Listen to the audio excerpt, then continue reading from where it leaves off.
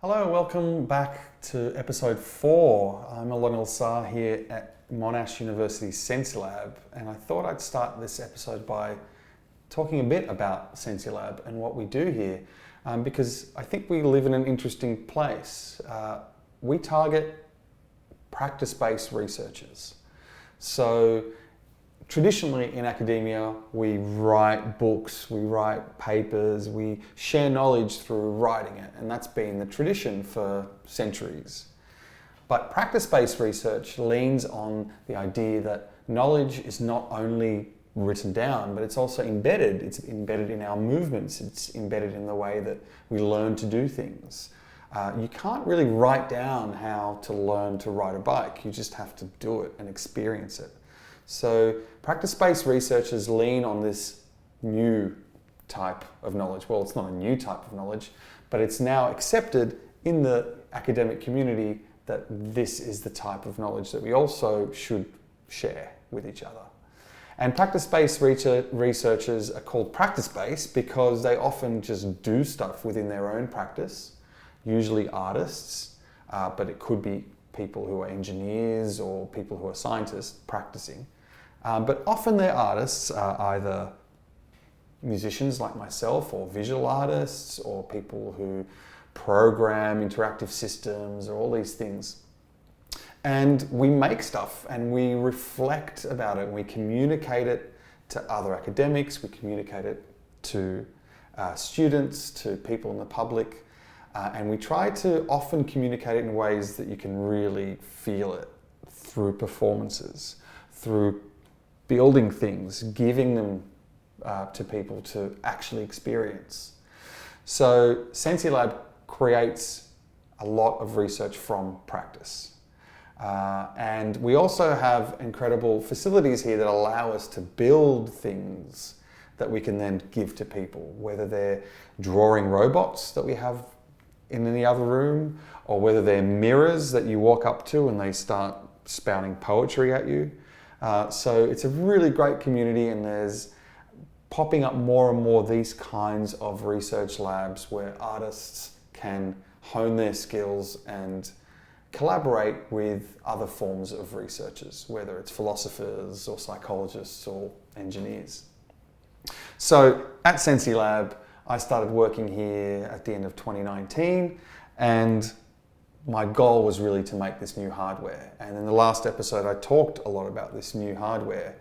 But really the other layer of making new hardware was, okay, I really want to give this to other people to use.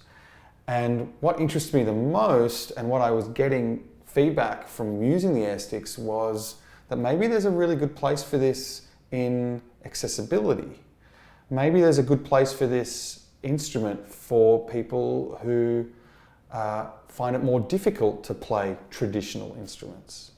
So, traditional instruments were designed for people without disability. They were designed for people that can move in a conventional way and master their instrument. The instrument was built and then stood still. Whereas new instruments like the AirSticks can adapt to people's movements.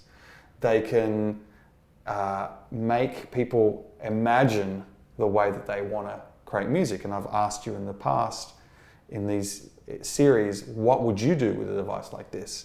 So I've been looking for people in my community, artists and amateurs and just people on the street. What do you want to do with this thing? And one of the people I've worked with the most is an incredible dancer called Melinda Smith.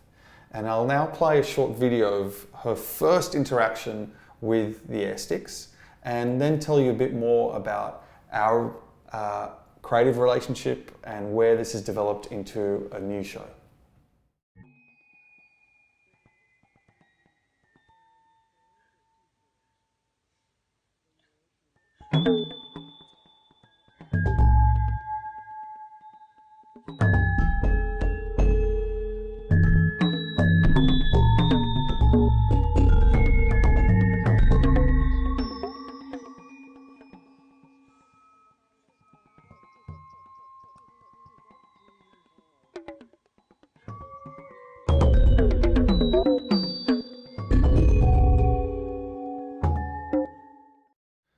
So Melinda Smith is a poet, a dancer, a painter, and now she also identifies as a musician.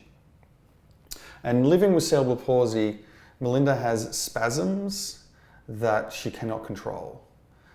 But after playing the air sticks for the first time, she commented that these spasms all of a sudden became these musical phrases that she could respond to and play off.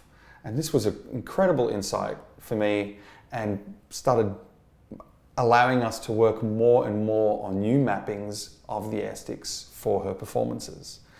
And we've used all sorts of sounds. We've used harps and drums, guitars, but also the sound of her own voice and the sound of her assistive technology device that we refer to as Dottie.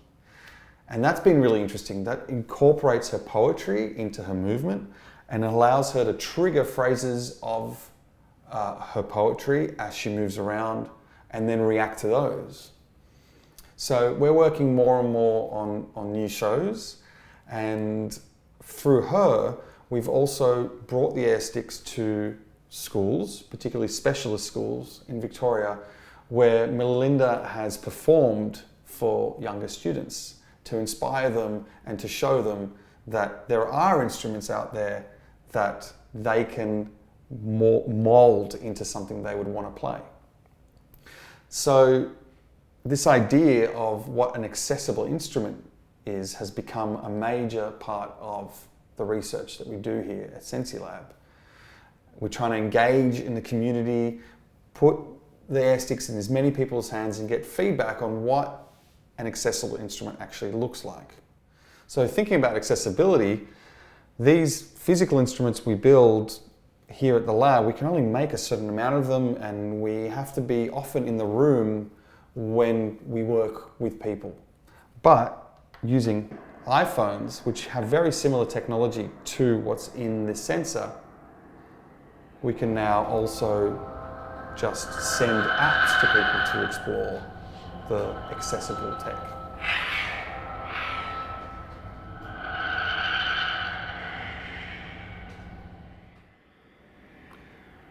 Now we've tried to really simplify this technology. Basically, all we're doing with the phone is triggering one of 6 samples depending where you point.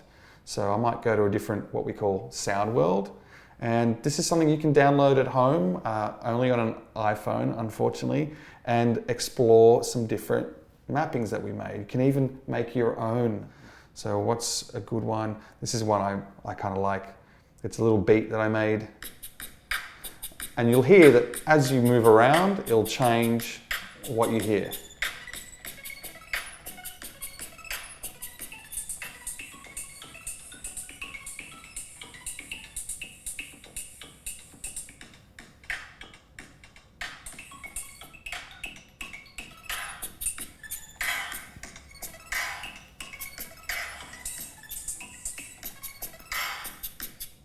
So all the phone knows is which direction you're pointing in and how fast you're moving. It doesn't actually know the roll that I was talking about before. But through that, we've just put in 6 tracks or loops, and you can blend between them and you can start making some gestural performances. Now, the phone is not the nicest thing to hold and play as an instrument. We much prefer the box or the stick. But it's a great way to start and to make this kind of gestural music making more accessible and to work with people anywhere in the world that might want to download the app. The other thing we do at SensiLab is target different communities that might not be making music as much as other communities. So this particularly is people with disability, although that community is renowned for actually being very involved in the arts, but we're making instruments that might be more accessible to them.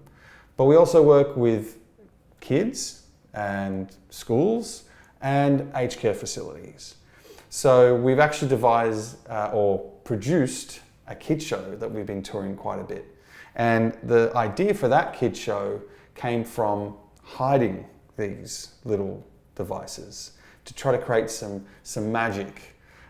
So we can hide them in toys, that we then activate at certain parts of the show, or we actually hide them underneath sleeves or in pockets of the performers. And in this particular show, the performer that uses the air sticks, that hides the air sticks, is actually a plant in the audience, and he comes out of the audience and we do a little experiment on him, and then he just turns into a musical instrument. And we actually did a little thing for TV to kind of promote that, so I might cut to that now.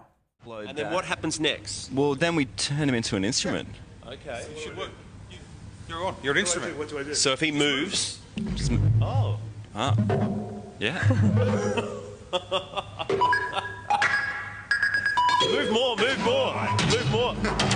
It's coming up with my legs. Do you feel that? It's coming up, it's coming up, it's coming up.